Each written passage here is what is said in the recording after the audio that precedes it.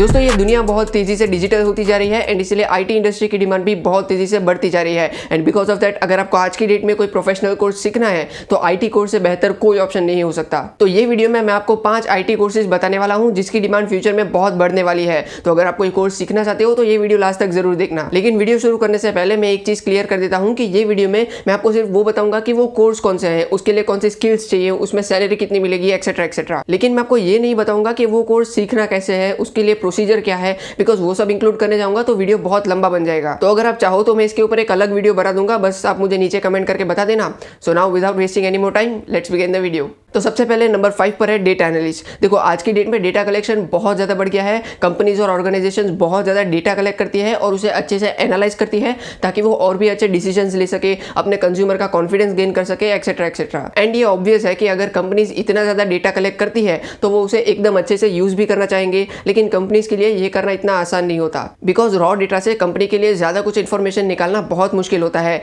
इसलिए ये बहुत ज़रूरी है कि वो डेटा को अच्छे से एनालाइज किया जाए ताकि उसका पूरा फायदा उठाया जा सके। और ये डेटा इतना बड़ा और इतना कॉम्प्लेक्स होता है कि उसका एनालिसिस करने के लिए एक्सपर्ट्स की जरूरत पड़ती है और यही एक्सपर्ट्स को कहते हैं डेटा एनालिस्ट। तो फ्यूचर में डेफिनेटली डेटा कलेक्शन का स्कोप बढ़ने वाला है एंड इसलिए डेटा एनालिस्ट की डिमांड भी बढ़ेगी। डेटा एनालिसिस में बहुत सारे जॉब्स होते हैं जैसे कि स्टैटिस्टिकल एनालिसिस करना, मतलब अभी के डेटा को अच्छे से एनालाइज करके उसको समझना, फिर प्रिडिक्टिव एनालिसिस करना, मतलब अभी के डेटा को अच्छे से एनालाइज करके फ्यूचर में क्या रिजल्ट्स मिलेंगे वो प्रिडिक्ट करना, फिर पर्सपेक्टिव एनालिसिस करना, टेक्स्ट एनालिसिस करना, एक्सेट्रा एक्सेट्रा। और डेटा एनालिस्ट बनने के लिए आपको कुछ यूनिक स्किल्स की जरूरत पड़ेगी, जैसे कि आपको नंबर्स और ग्राफ्स की अच्छे से नॉलेज होनी चाहिए, आपको क्रिएटिव और एनालिटिकल थिंकिंग करना आना चाहिए, आपको अपने आइडियाज को अच्छे से कम्युनिकेट करना आना चाहिए, एक्सेट्रा एक्सेट्रा। और एक रिपोर्ट के मुताबिक इंडिया में डेटा साइंटिस्ट की एवरेज एनुअल सैलरी है ऑलमोस्ट 7 लाख रुपीज। तो यस, अगर आपके पास रिक्वायर्ड स्किल्स और टैलेंट है तो आप ये फील्ड में अच्छा खासा रेवेन्यू भी जनरेट कर सकते हो। ओके, सो अब नंबर 4 पर है क्लाउड कंप्यूटिंग। और यहाँ पे क्लाउड का मतलब ये वाला क्लाउड नहीं है,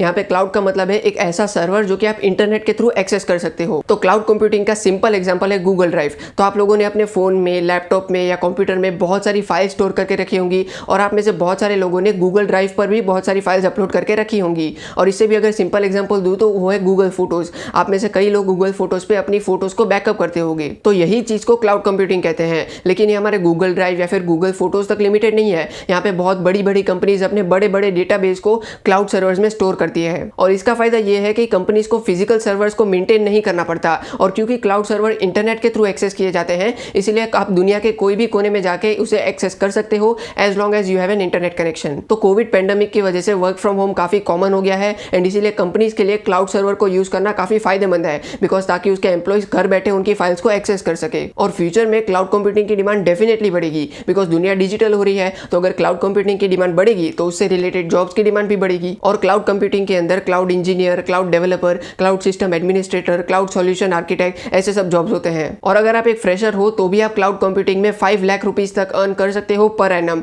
और एक रिपोर्ट के मुताबिक इंडिया में क्लाउड कंप्यूटिंग की एवरेज एनुअल सैलरी है 20 लाख रुपीज। ऑलराइट, इसके बाद नंबर 3 पर है इंटरनेट ऑफ थिंग्स, जिसको IoT भी बोलते हैं। तो IoT का मतलब होता है कुछ ऐसे इलेक्ट्रॉनिक डिवाइसेस जो कि आपस में एक दूसरे से कनेक्टेड हैं और वो इंटरनेट से भी कनेक्टेड है। और IoT का स्कोप बहुत बड़ा है। हमारे स्मार्टफोन, स्मार्ट वॉच और ब्लूटूथ ईयरफोन से लेकर बड़े और कॉम्प्लेक्स इंडस्ट्रियल मशीन्स तक सब कुछ IoT में कवर होता है। एक रिपोर्ट के मुताबिक अभी 21.5 बिलियन यानी कि 2150 करोड़ से भी ज्यादा IoT डिवाइसेस यूज किए जा रहे हैं। और पहले ऐसा एस्टिमेट किया गया था कि इतने IoT डिवाइसेस 2025 तक यूज किए जाएंगे और अभी तो 2022 भी नहीं आया। मतलब जितना सोचा था उससे ज्यादा तेजी से IoT डिवाइसेस का यूज बढ़ रहा है। और अगेन वही सेम चीज, IoT की डिमांड बढ़ेगी तो उससे रिलेटेड जॉब्स की डिमांड भी बढ़ेगी। और IoT के अंदर IoT architect, IoT engineer, embedded system designer, ऐसे सब जॉब्स कवर होते हैं। और IoT प्रोफेशनल्स की एवरेज एनुअल सैलरी है 15 लाख रुपीज। लेकिन आपको IoT में अपना करियर बनाने के लिए बहुत सारे स्किल्स सीखने पड़ेंगे जैसे कि मशीन लर्निंग, आर्टिफिशियल इंटेलिजेंस और क्लाउड कंप्यूटिंग जो हमने थोड़ी देर पहले डिस्कस किया। तो IoT में भी अपना करियर बनाना काफी फायदेमंद हो सकता है बिकॉज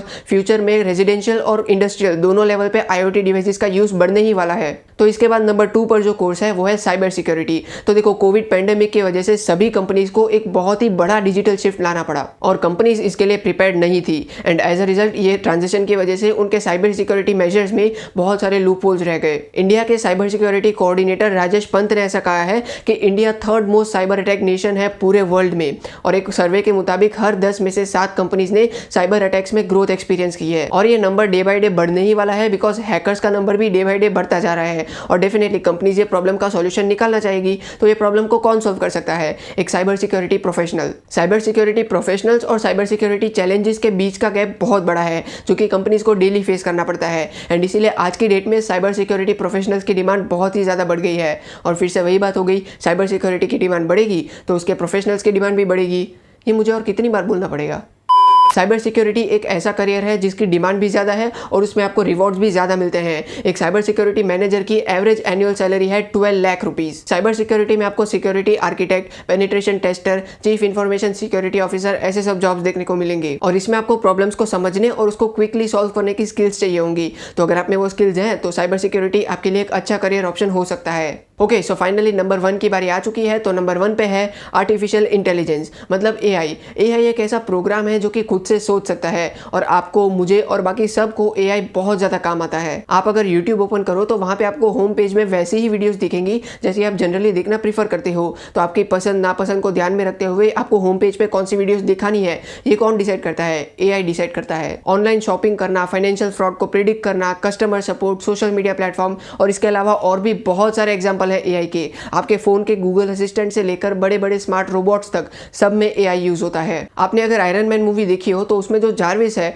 वो भी एक एआई का एग्जांपल है। और फ्यूचर में हमारे चारों तरफ एआई ही होने वाला है। तो अब एक आखिरी बार बोल देता हूं, एआई की डिमांड बढ़ेगी तो उसके रिलेटेड जॉब्स की डिमांड भी बढ़ेगी फाइनली। तो एआई में अपना करियर बनाना is far more promising than any other jobs available right now. और इसमें आप अच्छा खासा रेवेन्यू भी जनरेट कर सकते हो। जैसे कि फ्रेशर्स के लिए ये फील्ड में एवरेज एनुअल सैलरी है 8 लाख रुपीस। और अगर आप एक बड़े प्रोफेशनल बन जाओ तो आप 50 लाख रुपीस पर एनम भी अर्न कर सकते हो। और एआई के अंदर AI engineer, AI programmer, business intelligence developer, robotic scientist, research scientist, ये सब जॉब्स होते हैं। और इसके लिए आपको जो स्किल्स चाहिए होंगी वो है computer programming, mathematical skills, analytical skills and knowledge of cloud applications. तो ये थे 5 आईटी कोर्सेज जिसकी डिमांड फ्यूचर में बढ़ने वाली है। तो अगर आप आज ये कोर्स सीख लेते हो तो हो सकता है आपको फ्यूचर में इसका बहुत फायदा मिले। And again let me remind you कि अगर आप जानना चाहते हो कि ये कोर्सेज सीखने का प्रोसीजर क्या है तो बस नीचे कमेंट कर दो, मैं उसके ऊपर एक अलग वीडियो बना दूंगा। और आपको क्या लगता है फ्यूचर में कौन से करियर की डिमांड सबसे ज्यादा बढ़ेगी? मैं आपके थॉट जरूर जानना चाहूंगा, नीचे कमेंट जरूर करना। तो बस अब ये वीडियो को यहीं पे खत्म करते हैं। आई होप आपको ये वीडियो से कुछ नया जानने को मिला होगा।